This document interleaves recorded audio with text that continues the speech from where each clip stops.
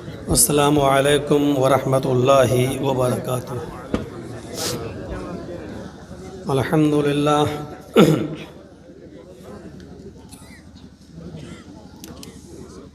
الحمد للہ نحمده ونستعینه ونستغفره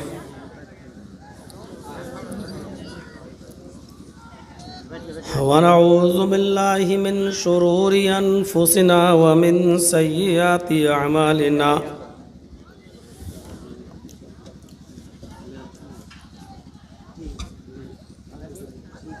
من يهده الله فلا مضل له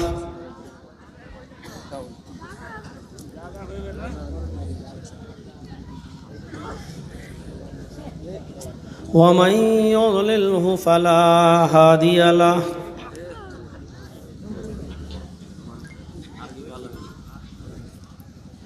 وأشهد أن لا إله إلا الله وحده لا شريك له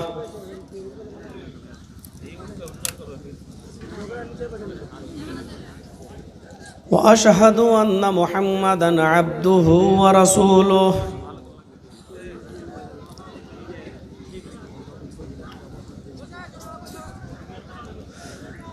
أما بعد فإن خير الحديث كتاب الله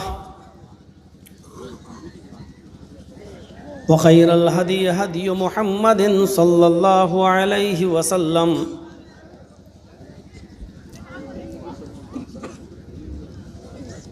وشر الأمور محدثاتها وكل محدثة بدعة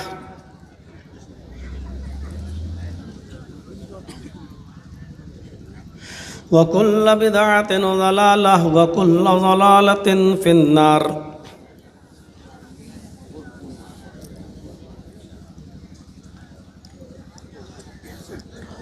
أعوذ بالله من الشيطان الرجيم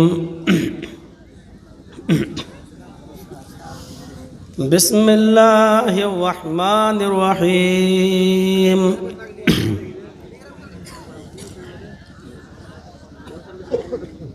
الف لام میم ذالک الکتاب لا ریب فیہ ھدی للمتقین الذین یؤمنون بالغیب ویقیمون الصلاة ومما رزقناہم ینفقون والذین یؤمنون بما انزل الیک وما انزل من قبلک وبالآخرة هم يوقنون أولئك على هدى من ربهم وأولئك هم المفلحون رب اشرح لي صدري ويسر لي أمري واحلل عقدة من لساني يفقهوا قولي۔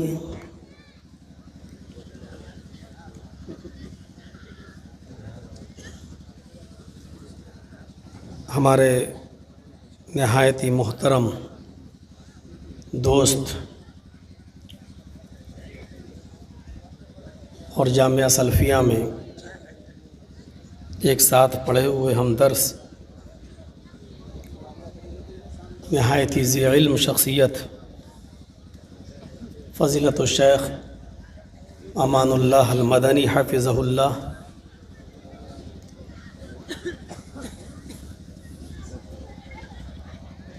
دکتور ابراہیم المدنی حفظہ اللہ،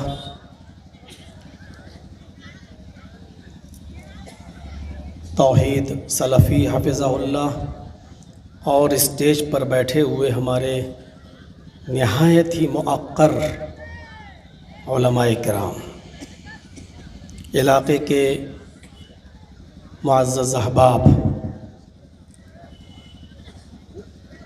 قرب و جوار اطراف و اکناف سے آئے ہوئے معزز سامعین، ایک سائیڈ میں بیٹھی ہوئی پردہ نشین اسلامی خواتین، پیاری ماں اور بہنوں، قوم و ملت کے لائق ور نوجوانوں، مستقبل کے ہونہار عزیز بچوں،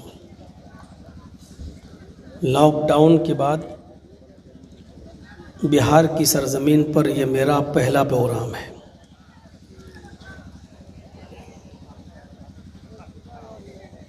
موسیٰ عمری صاحب سے آپ نے ابھی کچھ سن ہی لیا ہے۔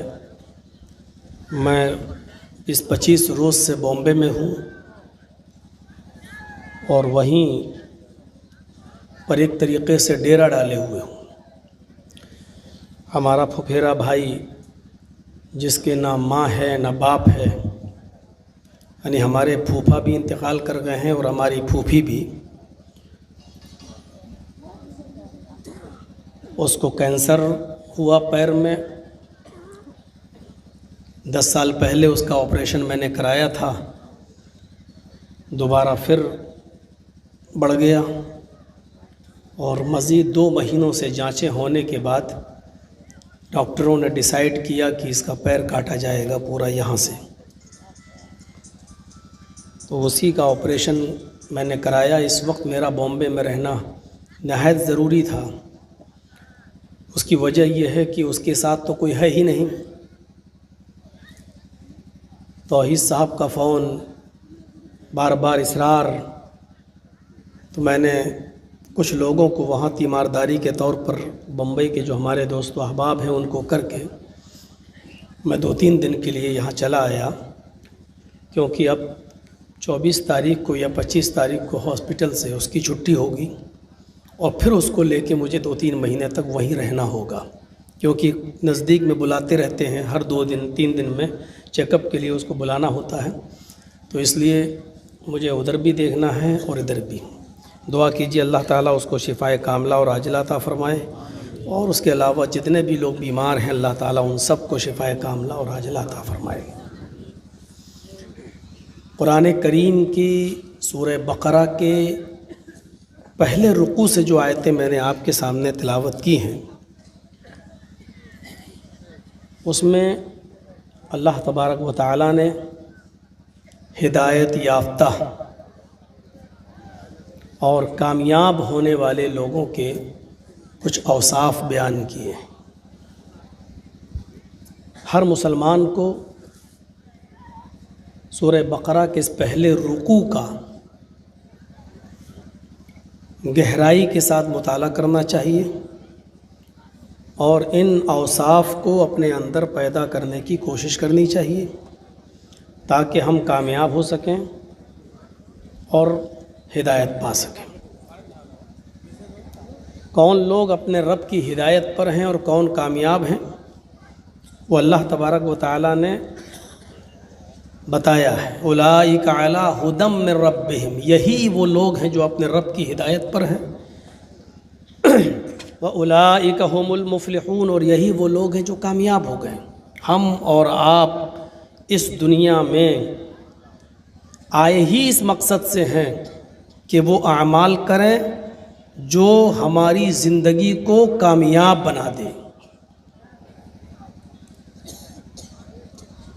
مرنا سب کو ہے، موت ہر ایک کو آنی ہے، لیکن مرنے کے بعد والی جو زندگی ہے وہ کامیاب ہو جائے، یہ فکر ہونی چاہیے ہمیں اور آپ۔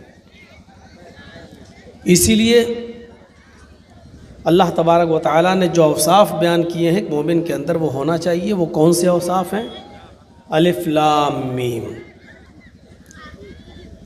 بڑے بڑے مفسرین نے الف لام میم لکھنے کے بعد آگے صرف یہ لکھ دیا ہے اللہ اعلم بمرادہ ذالک، اللہ رب العالمین ہی اس کی مراد کو بہتر سمجھتا ہے۔ الف لام میم کا کیا معنی ہے، کیا مطلب ہے، کیا مفہوم ہے، یہ صرف اللہ ہی بہتر جانتا ہے۔ ضروری نہیں ہے کہ ہم اللہ کے علم میں برابر کے شریک ہوں۔ جب کسی چیز کے بارے میں قرآن و حدیث کے اندر کوئی وضاحت نہیں ملتی ہے تو اس کے پیچھے ہمیں اور آپ کو نہیں پڑھنا چاہیے کہ الف سے یہ مراد ہے، لام سے یہ مراد ہے، میم سے یہ مراد ہے۔ اپنی طرف سے کوئی اٹکل پچو باتیں اس میں نہیں ہونی چاہیے، بس اللہ ہی بہتر جانتا ہے اس کی مراد کیا ہے اور الف لام میم کا کیا معنی ہے، اس کا کیا مقصد ہے، یہ اللہ بہتر جانتا ہے۔ اس کے بعد والے جملوں پر آئیے، ذالک الکتاب لا ریب فیہ، یہ کتاب جو تمہاری طرف اتاری گئی ہے، جو تم پڑھتے ہو، جس پر تمہارا ایمان ہے، اس کے بارے میں سب سے پہلے یہ عقیدہ رکھیے، یہ ایمان رکھیے، اور دل کے اندر یہ بلیو کیجئے، یہ بھروسہ رکھیے کہ یہ کتاب بلا شک و شبہ درست ہے۔ اس کتاب کے اندر شک اور شبہ کرنے کی کوئی گنجائش نہیں ہے۔ چیونٹی کے سر کے برابر بھی اور مچھر کے پر کے برابر بھی اگر کسی نے اس کتاب کے بارے میں، یعنی قرآن کے بارے میں شک کیا تو وہ دائرہ اسلام سے خارج ہے، وہ مسلمان نہیں ہے، وہ مومن نہیں۔ اس لیے قرآن کریم کو جب آپ پڑھنے کے لیے بیٹھیں، اس کی تلاوت کرنے کے لیے بیٹھیں، تو یہ دل میں یقین ہونا چاہیے کہ یہ وہ کتاب ہے کہ جس کے اندر رائی کے دانے کے برابر بھی شک کرنے کی کوئی گنجائش نہیں ہے۔ یہ اللہ کا کلام ہے، اور اس کا ایک ایک حرف بلکہ ایک ایک نقطہ اللہ تبارک و تعالیٰ کی طرف سے نازل ہوا ہے۔ یہ عقیدہ ہونا چاہیے، شک نہیں، ذرہ برابر بھی نہیں۔ جو لوگوں نے شک کیا، اللہ تبارک و تعالیٰ نے ان کو کھلے ہوئے چیلنج دیے ہیں۔ قرآن پڑھ جائیے، عرب کے کافرین تو یہاں تک کہتے تھے کہ یہ کتاب تو محمد رسول اللہ اور اس کے ساتھیوں نے، محمد اور اس کے اصحاب نے، محمد اور ان کے صحابہ نے بنا لی ہے، اپنی طرف سے گڑھ لی ہے۔ تو اللہ تبارک و تعالیٰ نے وہاں ان کو چیلنج کیا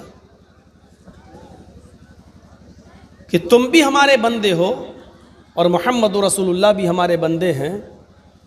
وہ محمد صلی اللہ علیہ وسلم جو پیدا ہوئے تو اس دنیا میں ان کا باپ نہیں، پیدا ہونے سے 2 مہینے پہلے باپ کا انتقال ہو گیا۔ 6 سال کے ہوئے تو ان کی ماں بھی ان کو چھوڑ دی، چل بسیں چھوڑ کر۔ 8 سال کے ہوئے تو دادا بھی اس دنیا سے چل بسے۔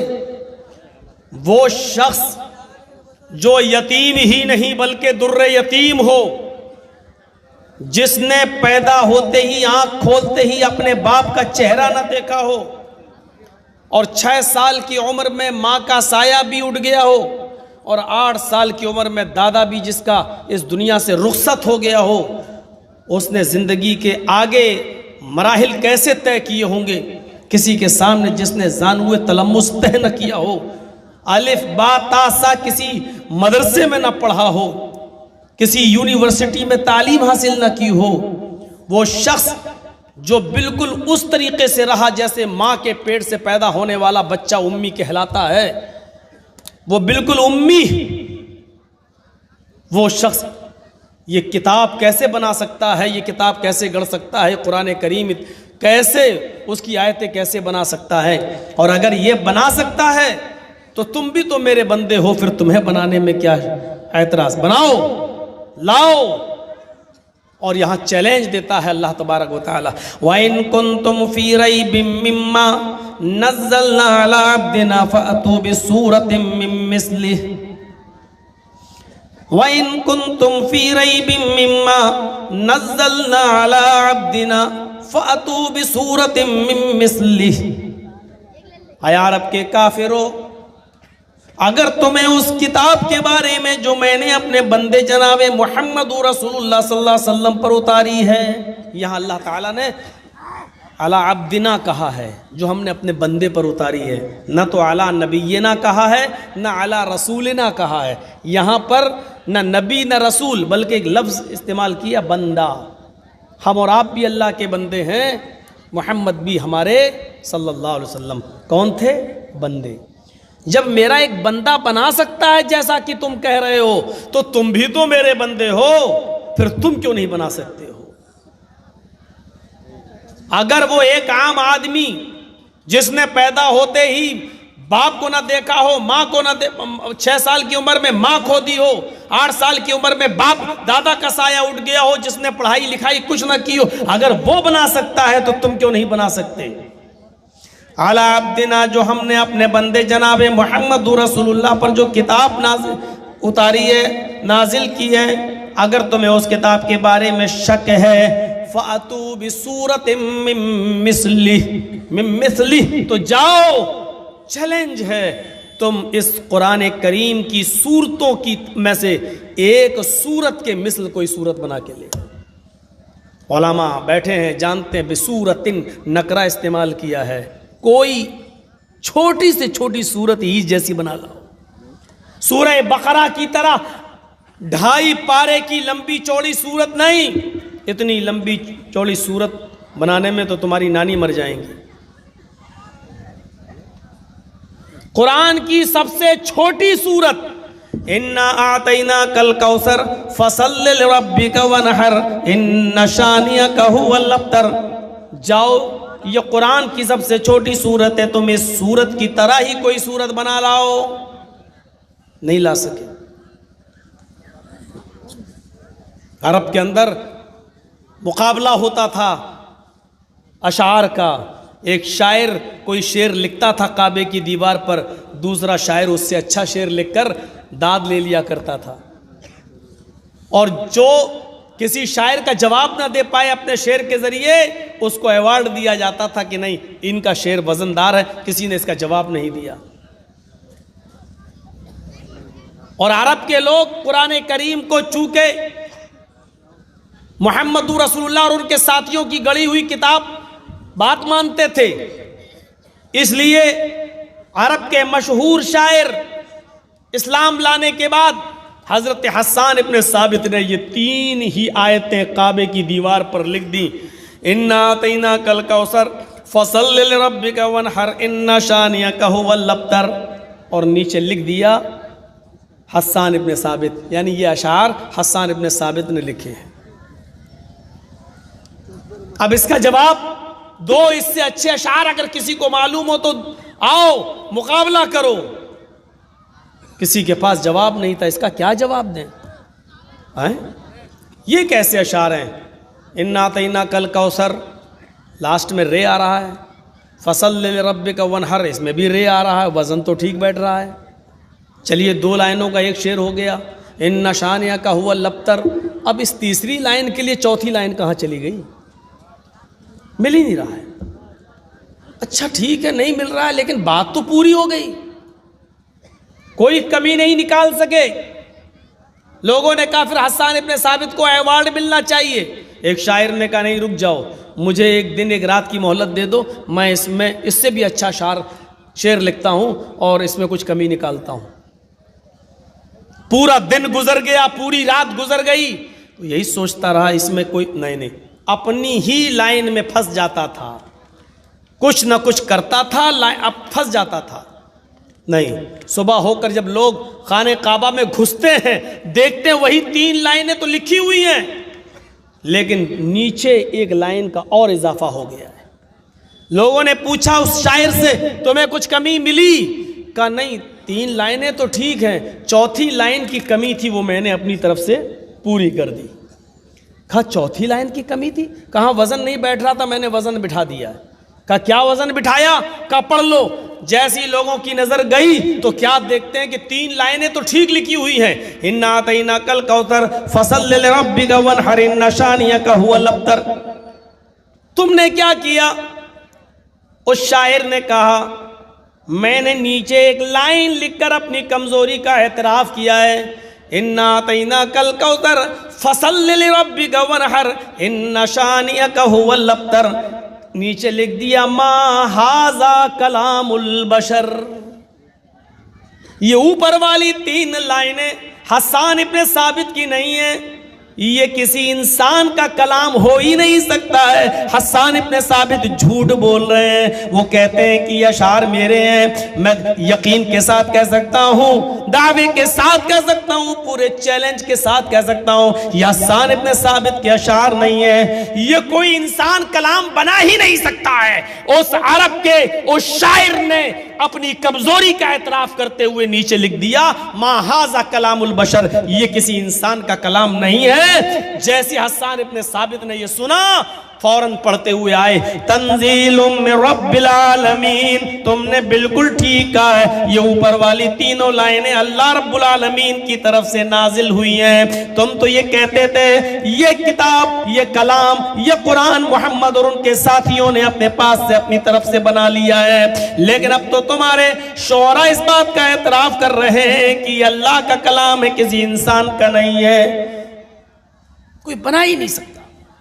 قرآن چیلنج کر رہا ہے. قرآن وَإِن كُنتُمْ فِي رَيْبٍ مِّمَّا نَزَّلْنَا عَلَىٰ عَبْدِنَا فَأْتُوا بِسُورَةٍ مِّن مِّثْلِهِ. او لوگو اگر تمہیں اپنی اس کتاب کے بارے میں جو ہم نے اپنے بندے محمد رسول اللہ پر نازل کی ہے, اگر اس کتاب کے بارے میں ذرہ برابر بھی اگر تمہیں ڈاؤٹ ہے, ذرہ برابر بھی اگر تمہیں شک ہے, تو جاؤ اس جیسی ایک صورت ہی بنا لاؤ.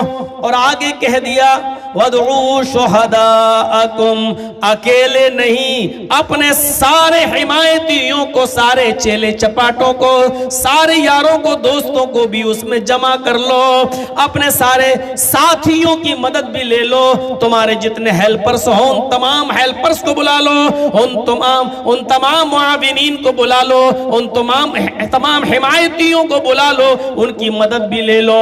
سب مل جائیں پھر بھی ایک صورت نہیں بنا سکتے. ایک دو نہیں, سب مل جائیں ایک صورت نہیں بنا سکتے. ارے یہاں کے یہودی نا انگلش بولتے ہیں اور ہندی بولتے ہیں, لیکن عرب ممالک میں چلے جائیے آپ, اسرائیل میں یہودی ہیں وہ تو عربی بولتے ہیں. آپ اور فلسطین میں چلے جائیے, وہاں کے یہودی تو عربی بولتے ہیں. آپ اور بھی عرب ممالک میں جائیے جہاں آج بھی یہودی اور عیسائی رہتے ہیں, وہ تو عربی بولتے ہیں, ان کی لینگویج تو عربی ہے. عربی بولنے کے باوجود آج بھی قرآن کا یہ چیلنج 1400 سال کے بعد اپنی جگہ پر اٹل ہے. وہ عربی بولنے والے یہود و نصارہ آج بھی قرآن کریم کی اس آیت کے چیلنج کو قبول کرنے سے قاصر ہیں, نہیں کر پاتے ہیں, اور قرآن کی طرح کوئی دوسری صورت نہیں بنا سکتے, آیت کی طرح نہیں. کہیں کہیں اللہ تعالیٰ نے یہ بھی کہہ دیا صورت بھی چھوڑو, ایک آیت ہی بنا لاؤ, نہیں بنا پائیں گے, نہیں لا سکتے. تو جب قرآن پڑھو, اللہ مومنوں کی پہلی صفت یہ ہونی چاہیے کہ جب وہ قرآن پڑھے, قرآن کی تلاوت کرے, تو یہ ذہن میں رکھ لے کہ یہ اللہ کی طرف سے نازل کی ہوئی کتاب ہے, اس کتاب کے بارے میں ذرہ برابر بھی شک کرنے کی گنجائش نہیں ہے, یہ اللہ کی طرف سے نازل کی ہوئی کتاب ہے. اور حقیقت ہے, دیکھ لیجئے آپ دنیا میں جتنے بھی مذاہب ہیں, ظاہر ہے کہ ہر مذہب کی کوئی نہ کوئی کتاب ہے. دنیا میں جتنے بھی دھرم ہیں, ظاہر بات ہے کہ وہ کسی نہ کسی اصول اور ضابطے پر ٹکے ہوئے ہیں. سکھ ایک ازم ہے, اور اب اپنے آپ کو وہ ایک دھرم کہتے ہیں. ان کی بنیاد گرو گرنتھ پر ٹکی ہوئی ہے. جینیوں میں چلے جاؤ جو ایک ازم ہے, لیکن اب وہ ہندو دھرم سے ہٹ کر اپنے آپ کو ایک دھرم مانتے ہیں. چلے جائیے آپ, ان کی بنیاد جین شاستر پر ٹکی ہوئی ہے. عیسائیوں میں چلے جاؤ, ان کی بنیاد بائبل پر ٹکی ہوئی ہے. یہودیوں میں چلے جاؤ, ان کی بنیاد تورات پر, اولڈ ٹیسٹامنٹ پر ٹکی ہوئی ہے. بدھسٹوں میں چلے جاؤ, وہ بھی بدھزم میں یقین اور بلیف کرتے ہیں. مسلمانوں کو دیکھ لیجئے, وہ بھی ایک کتاب کو مانتے ہیں, اور وہ ہے قرآن کریم. اور آج دنیا میں کوئی بھی دھرم سوائے اسلام کے یہ دعویٰ نہیں کر سکتا ہے کہ اس کے پاس جو دھارمک پستک ہے, جس پر وہ بلیف اور یقین اور بھروسہ کرتے ہیں, وہ سرکشت ہے. آج بھی کوئی یقین نہیں کر سکتا. دو گیتا تو ہمارے پاس ہیں, ایک گورکھپور سے چھپی ہوئی ہے گیتا پریس گورکھپور سے, اور ایک بمبئی کی. اور دونوں گیتا جو انڈیا ہی میں چھپی ہوئی, ہندوستان کے اندر چھپی ہوئی ہے, ان دونوں میں میں نے بہت سی جگہ پر کوٹ لگائے ہیں, نشان لگائے ہیں کہ جو بامبے سے چھپی ہے گیتا میں جو چیز ہے وہ اس میں ہے ہی نہیں, اور جو اس میں ہے وہ اس میں ہے ہی نہیں. ایک ہی دھرم کی کتاب اور ایک ہی ملک میں چھپی ہوئی کتاب، اور دو کتابیں آپس میں ایک نہیں ہیں، دو رامائنیں ہیں، ایک تلسی داس جی کی رام چرت مانس اور ایک والمیکی رامائن، اور والمیکی رامائن 2000 سال پرانی ہے۔ آج کی جو رامائن ہے تلسی داس جی کی، اس کا نام ہے رام چرت مانس، اس میں صاف لکھا ہے رامم بھگوانم مست، رام بھگوان ہیں۔ لیکن والمیکی جی کی رامائن میں پڑھیں گے جو 2000 سال پہلے لکھی گئی تھی، اس میں لکھا رامم پروشم مست، رام ایک مہان پروش۔ آج بھی یہ کتابیں دونوں ہیں، ایک کتاب میں رام کو بھگوان کا درجہ دے دیا گیا، اور جو والمیکی رامائن ہے، جو اصل رامائن ہے جو 2000 سال پہلے لکھی گئی تھی، اس کے اندر رام کو بھگوان ماننے کے لیے والمیکی جی تیار ہی نہیں ہے۔ وہ یہ کہہ رہے ہیں کہ رام ایک مہان پروش ہیں، ایک بزرگ تو ہو سکتے ہیں لیکن بھگوان چینجنگ ہو گئی، اور کوئی سرکشت نہیں۔ ساری کتابوں کو، میں نہیں کہتا ہوں، ساری کتابوں کو اگر اس بات پر کوئی چیلنج کر لے، یا اس بات پر اگر کوئی آدمی یہ طے کر لے کہ ساری کتابوں کو جلا دیں، حق وہ ہوتا ہے جو نہ جلے نہ مٹے نہ ختم ہو، تو پھر دیکھیے ساری کتابوں کو آپ ختم کر دیجئے، پھر دیکھ لیجئے کون سی کتاب باقی رہتی ہے، جو بچ جائے وہی حق ہے۔ آج بھی آپ دیکھ سکتے ہیں، یہودیوں تم اپنی تورات لے کے آؤ، عیسائیوں تم اپنی انجیل لے کر آؤ، ہندو بھائیوں تم اپنے ویدانت لے کر آؤ، سکھوں تم گرو گرنتھ لے کے آؤ، جینیوں تم جینزم لے کر آؤ، بدھسٹوں تم بدھزم لے کر آؤ، مسلمانوں تم قرآن لے کر آؤ۔ ہم کسی کتاب کو جلانے کی بات نہیں کر رہے ہیں، ایک مثال دے رہے ہیں۔ تم اپنی مذہب کی ساری کتابیں لے آؤ، میں بھی لے آتا ہوں، اور آؤ ان میں آگ لگاتے ہیں۔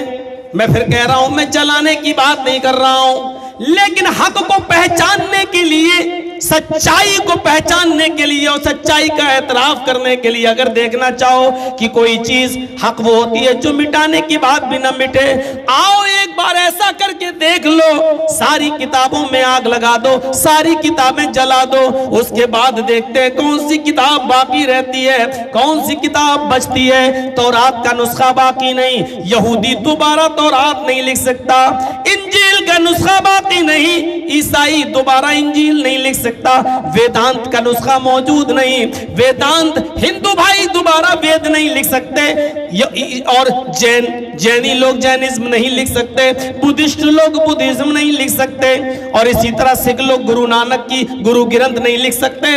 آؤ اور مسلمانوں سے پوچھو کہ تم نے بھی تو اب قرآن جلا دیا، سارا نسخہ جل گیا ہے، اب بتاؤ تمہارے پاس بھی تو کتاب نہ رہی، 10 سال کا، 11 سال کا، 12 سال کا حافظ قرآن اٹھے گا، سینے میں جس کے دل میں محفوظ ہے وہ اٹھے گا، اور الحمدللہ کے الف سے شروع کرے گا، الف لام میم کے الف سے شروع کرے گا، رو الناس تک پڑھ ڈالے گا، اور چیخ چیخ کر کہے گا یہ کتاب مٹنے والی نہیں ہے، جلاؤ تو جلے گی نہیں، سمندر میں بہا دو تو بہے گی نہیں، اس لیے کہ اس کتاب کا نازل کرنے والا انسان نہیں ہے، اس کتاب کو بنانے والا انسان نہیں ہے، اس کتاب کا رچیتا اور رچنا کار کوئی انسان نہیں ہے۔ وہ بچہ چیخ چیخ کر کہے گا اِنَّا نَحْنُ نَزَّلْنَا الذِّكْرَ وَإِنَّا لَهُ لَحَافِظُونَ، یہ قرآن تو اللہ کی طرف سے نازل کی ہوئی کتاب ہے، اور اللہ نے وعدہ کیا اس کتاب کی حفاظت ہم ہی کریں گے،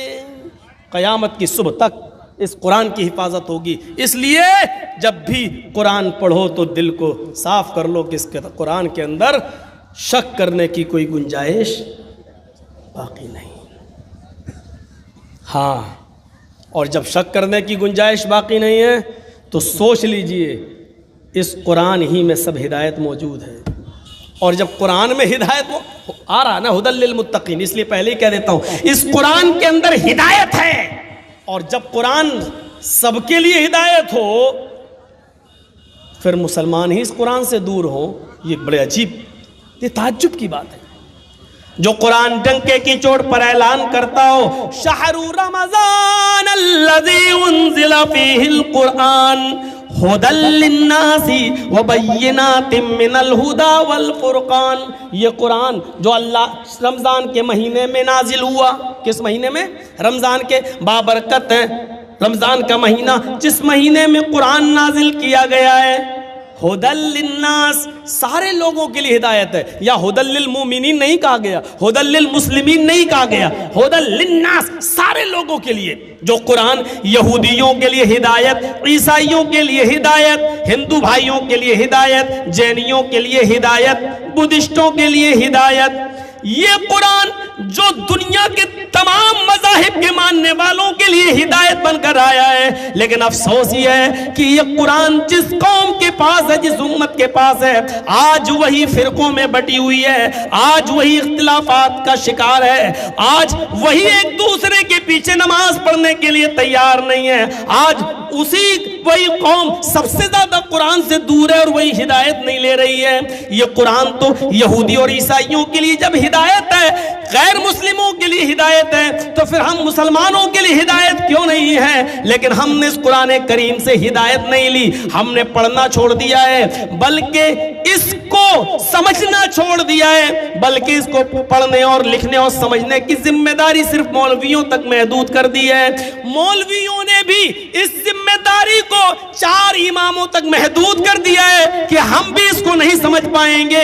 اس کی صحیح تعلیم اور اس کا صحیح علم تو ان 4 ہی بزرگوں نے سمجھا ہے، ابو حنیفہ نے، امام شافعی نے، امام مالک نے، امام احمد ابن حنبل نے۔ تو پھر میرے بھائیوں، جو قرآن ساری دنیا کے لوگوں کے لیے ہدایت ہو، اس کو صرف 4 لوگوں میں بانٹ دینا اور مسلمانوں کو یہ کہہ دینا کہ یہ تمہارے سمجھنے کی چیز نہیں ہے، اس سے بڑا اس کتاب کے اوپر ظلم کیا ہوگا، اس سے بڑا اس کتاب قرآن کے اوپر ظلم اور کیا ہوگا۔ میرے پیارے ساتھیوں، یہ قرآن اعلان کر رہا ہے، او لوگوں، اس قرآن کو جب ڈاکٹر امبیڈکر نے پڑھا تو وہ بھی اسلام لانے کے لیے تیار ہو گئے۔ اس قرآن کو بھوپال کے ڈاکٹر شیو شکتی سروپ نے جب پڑھا تو وہ اسلام لے آئے۔ آج وہ ڈاکٹر شیو شکتی سروپ کا نام اسلام الحق ہے، ان کی بیوی کا نام خدیجہ ہے، ان کی بیٹی کا نام عائشہ ہے، بیوی بھی MBBS ڈاکٹر اور ان کی بیٹی بھی MBBS ڈاکٹر۔ بھوپال کی سرزمین پر اگر یہ قرآن محدود لوگوں کے سمجھنے کے لیے، پھر ڈاکٹر شیو شکتی سروپ کیسے سمجھ گئے؟ ڈاکٹر امبیڈکر کی سمجھ میں کیسے آ گیا؟ مہاتما گاندھی نے اس قرآن کو پڑھنے کے بعد صدر اہنسا میں یہ کیسے کہہ دیا کہ او لوگو، اگر دیش میں امن چاہتے ہو، شانتی چاہتے ہو، انتی چاہتے ہو، ترقی چاہتے ہو، تو قرآن کے قانون کو دیش میں نافذ کر دو، قرآن کریم کی شکشا کو دیش میں نافذ کر دو۔ میرے بھائیو، یہ قرآن جو سب کے سمجھنے کے لیے تھا، آج ہم نے اس کو محدود کر دیا ہے۔ اس لیے قرآن کہتا ہے الف لام میم ذالک الکتاب لا ریب فیہ، او لوگو، یہ کتاب بلا شک و شبہ درست ہے، اس کے اندر شک کرنے کی کوئی گنجائش نہیں ہے۔ پڑھو تو دل کھول کے پڑھو اور یہ سوچ کے پڑھو کہ اس کا ایک ایک لفظ، نقطہ بھی اللہ کی طرف سے نازل ہوا ہے، اس میں کسی کا کوئی ہاتھ نہیں ہے، اللہ کی طرف سے نازل ہوا ہے اور یہ سب کے لیے ہدایت ہے۔ لیکن ظاہر ہے کچھ خاص کر دیا یہاں پر، ھدی للناس تو وہاں کہہ دیا، ھدی للناس وہاں کہہ دیا، وہ سب کے لیے، لیکن یہاں خاص کر دیا گیا ھدی للمتقین، ہدایت تو سب کے لیے، بالخصوص اللہ سے ڈرنے والے لوگوں کے لیے، متقیوں کے لیے۔ مطلب یہ ہے جو تعصب، گھرنا اور نفرت کا چشمہ اتار کر اگر اس کو پڑھے گا اور سمجھے گا تو اس کو یہ قرآن اس کو ہدایت مل جائے گی، اور جو تعصب کی نظر سے پڑھے گا، گھرنا اور نفرت کی نظر سے پڑھے گا، اس کو نہیں۔ اب دیکھ لو، پروین توگڑیا قرآن میں پڑھتا تو اس کو 24 آیتیں جہاد کی مل گئی۔ آج بی جے پی والے قرآن کی جہاد کی آیتوں کو کوٹ کر کے پڑھ رہے ہیں کہ دیکھیے تمہارے ہاں یہ جہاد کی آیتیں لکھی ہوئی ہیں، یہ کہہ رہے ہیں مارو کافروں کو، قتل کرو، تو چشمہ ہے۔ اور ڈاکٹر شیو شکتی سروپ کو دیکھ لو، اس نے صرف ایک اصول پڑھا تھا قرآن میں، بس بچہ ماں کے پیٹ میں جو بنتا ہے تو کیسے بنتا ہے؟ پہلے نطفہ، منی کا قطرہ، اس کے بعد میں پھر جمع ہوا خون، پھر گوشت کا لوتھڑا، اور پھر کن مراحل سے وہ گزرتا ہے۔ اس نے قرآن کے اندر اس ترتیب کو پڑھا، اور پڑھنے کے بعد اس نے کہا کہ 1400 سال پہلے تو سائنس نے ترقی نہیں کی تھی، 1400 سال پہلے میڈیکل تو اتنا آگے نہیں بڑھا تھا۔ اس نے کہا سونوگرافی پر میں دیکھتا ہوں بچہ ایسے ہی بنتا ہے، پہلے یہ، پھر یہ، پھر یہ، پھر یہ، پھر ہڈی، پھر گوشت میں، پھر ہڈیوں میں گوشت پہنایا جاتا ہے۔ جن مراحل سے قرآن نے بتایا ہے، پھر وہ جیتا جاگتا انسان، اور پھر وہ باہر آتا ہے۔ جن مراحل سے قرآن نے بتایا کہ بچہ بنتا ہے، آج سے 1400 سال پہلے محمد الرسول اللہ کو کس نے بتایا تھا؟ جبکہ میڈیکل سائنس ترقی نہیں کی تھی، جبکہ محمد الرسول اللہ تو کسی مدرسے میں اور یونیورسٹی میں پڑھے بھی نہیں تھے۔ صرف اس نے اس بات پر غور کیا اور اسلام لے آیا، ایمان لے آیا۔ اس کی بیوی بھی خدیجہ بن گئی اور اس کی بیٹی عائشہ ہو گئی۔ میرے پیارے ساتھیوں، تصور کرو، تعصب کی چادر اتار کر، عینک اتار کر جب پڑھا تو ہدایت مل گئی۔ بالکل ویسے سمجھو، ویسے ابو جہل بھی چھپ چھپ کر قرآن سنتا تھا، ابو لہب بھی سنتا تھا، لیکن ہدایت نہیں ملی۔ حضرت عمر فاروق نے اپنے بہنوں ہی کو جب پیٹا اور کہا بتاؤ تم کیا پڑھ رہے تھے؟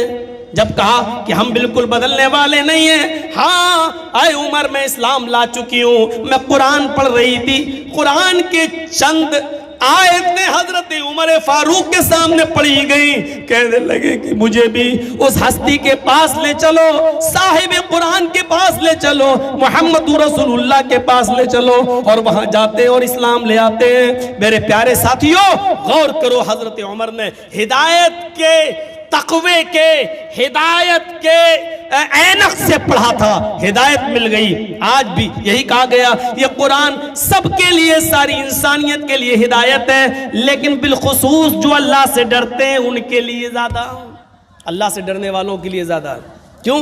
جب ڈریں گے، ظاہر ہے جب آپ ہدایت ہی کے لیے پڑھیں گے کہ اس میں اچھائی کیا ہے، بولیں گے، یہ ہوتا ہے نا۔ بہت سے لوگ ہیں ڈاکٹر ذاکر نائک کے اوپر، تب کتنے غیر مسلموں نے ان کی تقریر نہیں سنی ہے، نہ ان کے اسٹیج پر گئے ہیں، صرف ڈاکٹر ذاکر نائک کی زندگی کے بارے میں انہوں نے تحقیق کرنا شروع کر دی۔ کچھ لوگ تو پی ایچ ڈی کرنے کے لیے انہی کی زندگی پر پی ایچ ڈی کر رہے ہیں کہ دیکھیں کیا ہے، اور ان کی زندگی پر پی ایچ ڈی کرتے کرتے مسلمان ہو گئے۔ وہ ہوئے تھے ان کو آتنکوادی ثابت کرنے کے لیے کہ ان کو آتنکوادی ہم گھوشت کر دیں، بتائیں کہ کتنا غلط انسان تھا، لیکن اس کی زندگی کے بارے میں پڑھنا شروع کیا تو پڑھتے پڑھتے مسلمان۔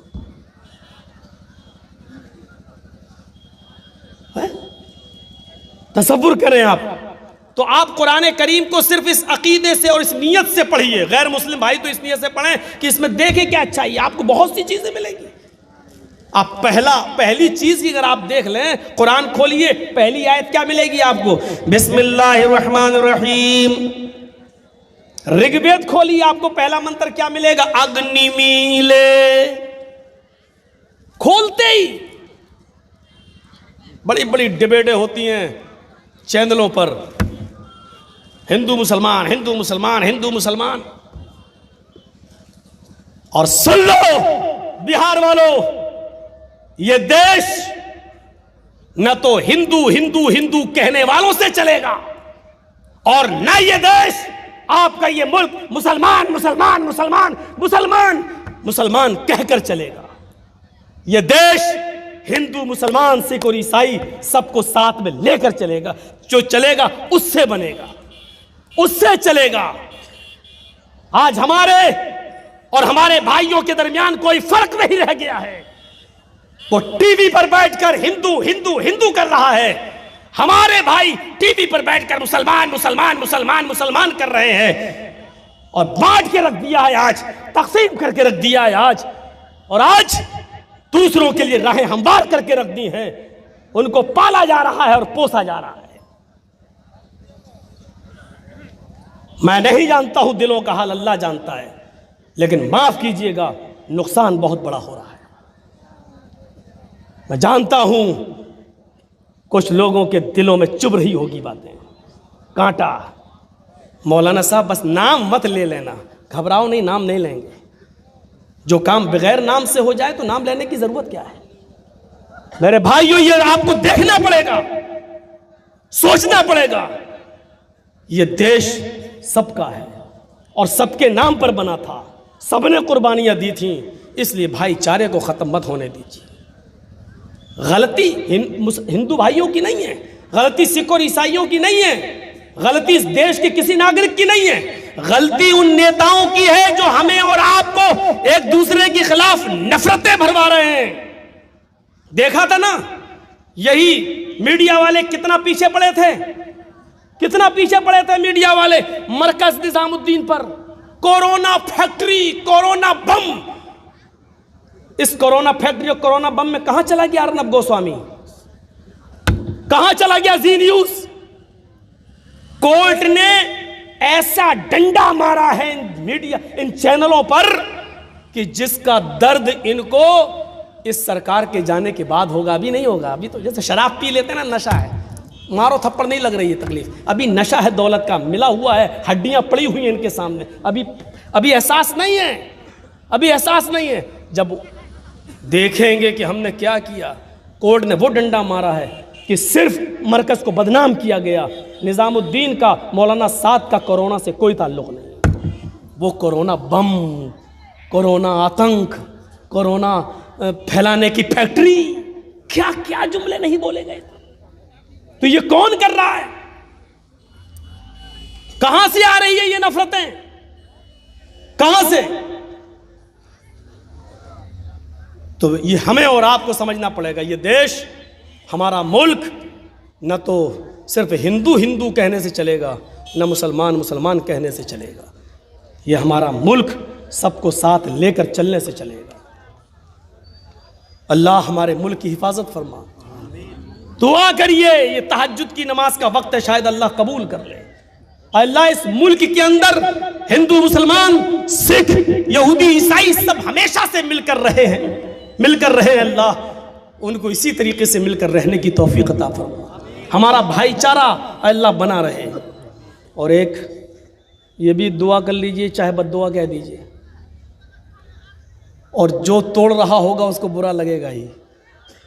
صاف کہہ دوں، یہ بد دعا ہی سمجھ لیجئے. اے اللہ، جو ہمارے اس ملک کو توڑ رہا ہو اور ہمارے بھارت کے ٹکڑے ٹکڑے کرنے کی کوشش کر رہا ہو، اے اللہ تو اس کو تباہ و برباد کر دے. دیکھو مرچیں کس کو لگتی ہیں. ہم نے تو دیش کی یکجہتی کے لیے دعا کی ہے. اے اللہ، جو ہمارے ملک میں ہندو مسلمان سکھ عیسائی کے بھائی چارے کو ختم کر رہا ہے، اے اللہ تو اس کو تباہ و برباد کر دے. اللہ تو اس کو مٹا دے. کیا حرج ہے اس دعا میں؟ میں تو نہیں سمجھتا ہوں کوئی حرج ہے. کیوں؟ بھائی چارہ، اس شریعت پڑھیے. میرا خیر وہ دوسری طرف ہم چلے جائیں گے. میرے بھائیوں، وقت ضرورت نہیں ہے ابھی ان مثالوں کو دینے کی. پیدا کریے اپنے اندر. جذباتی ہو نا، جذباتی، پتہ چلے گا. بنگال کے اندر بھی چناؤ ہونے والے ہیں، پتہ چلے گا. میرے بھائیوں، میں نے 50 بار یہ کہا ہے بہار کی سرزمین پر، اگر چھوٹا نقصان کر کے بڑا نقصان سے اگر اپنے آپ کو آپ بچا لیں تو یہی بہت بڑی بات ہے. میرے بھائی کا پیر کٹا، چچیرے پھوپھیرے بھائی کا، ڈاکٹر نے کہہ دیا تھا جرجی صاحب لکھ کے دیجئے، اگر آپ لے جانا چاہیں تو لے جائیے، لیکن لکھ کے دیجئے. کیا اپنی مرضی سے لے جا رہے ہیں؟ اگر لے کر گئے تو زیادہ دن یہ بچے گا نہیں. ایک طرف زندگی، ایک طرف پیر. پیر بھی پیارا، زندگی بھی پیاری. لیکن جرجی صاحب، جس کا نہ باپ ہو نہ ماں ہو، اکیلے فیصلہ کرنا ہمارے لیے کتنا مشکل تھا بمبئی میں. کیسے ہی ڈیسیزن لوں، 15 منٹ کے اندر ڈیسیزن لینا پڑا. پھر یہی سوچا گیا بڑے نقصان سے بچنے کے لیے چھوٹا نقصان کر دیا جائے. کریے ڈاکٹر صاحب آپریشن، کاٹ دیجئے پیر. آج ہم ہندوستان میں مسلمانوں کی یہی حالت ہے، یہی کیفیت ہے. اس چیز کو یاد رکھیے، یہی کیفیت ہے. ہمارے لیے، ہمارے حق میں کوئی نہیں ہے، یہ سوچ لو، یہ پھر یاد رکھ لو. ہمارے لیے کوئی بھی پارٹی بہتر نہیں ہے. ہم یوپی میں بھی کہہ چکے ہیں، نہ سپا نہ بسپا نہ کانگریس، سب نے ہمارا مذاق اڑایا، سب نے ہم سے ہمارے ووٹ کا استعمال کیا۔ میں یہاں پر بھی کہہ رہا ہوں کہ ہمارا کوئی نہیں ہے، آپ یہ سوچ لیجئے ہمارا کوئی نہیں ہے، لیکن یہ بھی سوچئے کہ بڑے نقصان سے بچنے کے لیے اگر ہم چھوٹا نقصان کرنا چاہیں تو کم سے کم چھوٹا نقصان کر کے اپنے آپ کو بڑے نقصان سے بچا لیں۔ اس وقت یہ کنڈیشن ہے ہماری، یہ تو ہم کا آپریشن ہو رہا ہے آپ کا، کوئی ایک فرد بھی ابھی اٹھ کے نہیں جائیں گے۔ آپ بولیے، چھوڑیے، یہ کنڈیشن ہے۔ جیسے اس عورت کو دیکھو جس کے پیٹ سے بچہ پیدا ہوتا ہے اور ڈاکٹر نے کہہ دیا جلدی بتاؤ ڈیلیوری ہونے والی ہے، میں بچے میں سے یا ماں میں سے کسی ایک کو بچا سکتا ہوں، کیا کروں؟ بولیے، بچے کو بچاؤں یا ماں کو؟ یہ کنڈیشن آ جائے تو آپ کیا کریں گے؟ ایسی صورت میں ایک ہی صورت باقی رہ جاتی ہے آپ کی، آپ یہ کہیں گے ڈاکٹر صاحب ماں کو بچا لیجئے، بچہ جا رہا ہے تو جانے دو، کیا کرے کنڈیشن ایسی ہے، تو چھوٹا نقصان کر کے اپنے آپ کو بڑے نقصان سے بچائیں۔ یہ صورتحال ہے ہماری۔ اللہ تعالیٰ ان تمام سیاسی پارٹیوں کو توفیق دے اور مسلمانوں کے لیے ہمدرد بھی بنا دے، ہمدرد بنا دے۔ ہم اپنے حق کی لڑائی لڑ رہے ہیں، ہمیں بھیک نہیں چاہیے، ہمارا حق چاہیے۔ اللہ جو بھی برسر اقتدار ہو ان کو ہمارا حق دینے کی توفیق عطا فرما، بھیک نہیں، ہمیں ہمارا حق چاہیے۔ اے اللہ ان کے دلوں کو ایسا موم کر دے کہ یہ مسلمانوں کے ہمدرد بن جائیں اور ہمارا حق ہمیں دے۔